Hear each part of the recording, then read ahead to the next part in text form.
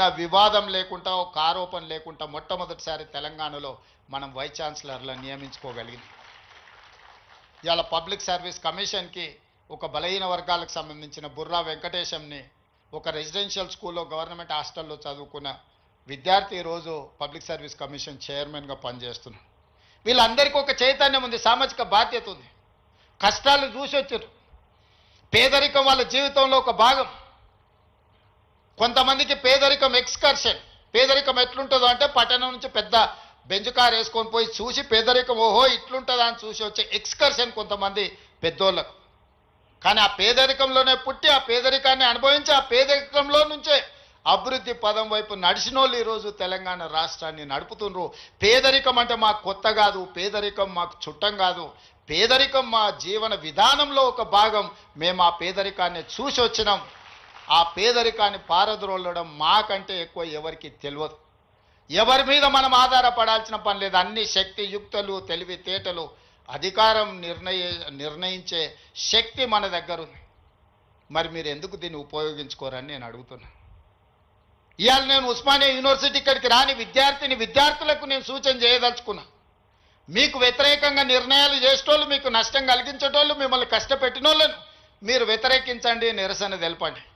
మీకోసం పనిచేయాలన్న ఆలోచనతోని మీ ఆలోచనలు తెలుసుకుందామని, మీ సమస్యల్ని చూద్దామని, మీ సమస్యల్ని పరిష్కరించాలని వస్తున్న వాళ్ళని మీరు వ్యతిరేకించడం ద్వారా ఈ అభివృద్ధిని అడ్డుకున్న వాళ్ళం అవుతామా, లేకపోతే అభివృద్ధిని ఇంకా ముందుకు తీసుకెళ్లిన వాళ్ళం అవుతామా మీరు ఒకసారి ఆలోచన చేయండి. అందుకే ఈరోజు చాకలి ఐలమ్మ యూనివర్సిటీకి పేరు పెట్టడమే కాదు, 500 కోట్ల రూపాయలు ఇచ్చి అభివృద్ధి చేసి ప్రతి తెలంగాణ ఆడబిడ్డ చదువుకోవాలి, రాణించాలి అని చెప్పి చాకలి వీరనారి చాకలి ఐలమ్మ యూనివర్సిటీకి 500 కోట్ల రూపాయలు నిధులు ఇచ్చి ఈరోజు ఒక అద్భుతమైన పోటీ పడగలిగే యూనివర్సిటీగా తీర్చిదిద్దుతున్నాం. మరి ఒక మహిళా యూనివర్సిటీకి 500 కోట్ల రూపాయలు ఇస్తే మా ప్రొఫెసర్ గారు, మా వైస్ ఛాన్సలర్ గారు 5 కోట్లు 10 కోట్లు అడుగుతున్నారా? అడగడానికి కూడా మా వాళ్ళకు పేదరికం ఉన్నది. ఎంత పేదరికం అంటే అడగడానికి కూడా 100 అడిగితే ఏమనుకుంటారో 100నా అని అనుకునే పరిస్థితిలో మా వైస్ ఛాన్సలరు మా అడ్లూరు లక్ష్మణ్ అంటే వాళ్ళ పేదరికం వాళ్ళని పెద్ద నెంబర్ ఆలోచన చేయడానికి కూడా అడ్డుపడుతున్నది. అందుకే నేను యోగితా రాణా గారికి ఆదేశాలు ఇస్తున్నా. ఒక కమిటీ వేయండి, ఇంజనీర్స్ కమిటీ. టోటల్గా ఎడ్యుకేషన్ నుంచి, యూనివర్సిటీ నుంచి ఒక టీంని, రాష్ట్ర ప్రభుత్వం నుంచి, విద్యాశాఖ నుంచి, సాంకేతిక పరమైన ఇంజనీర్లతో పాటు ఎడ్యుకేషన్ సైడ్ నుంచి ఉండే వాళ్ళందరినీ ఒక కమిటీ, చిన్న కమిటీని కూర్చి ఉస్మానియా యూనివర్సిటీ 100% ప్రపంచంతో పోటీ పడగలిగే ఒక స్టాన్ఫర్డ్, ఒక ఆక్స్ఫర్డ్ యూనివర్సిటీ స్థాయిలో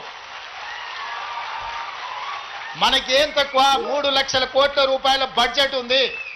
ఎవడో 1,00,000 కోట్లు కట్టింది, కూలింది, పోయింది. 1,00,000 కోట్లు గంగలో పోయింది, గోదావరిలో పోయింది.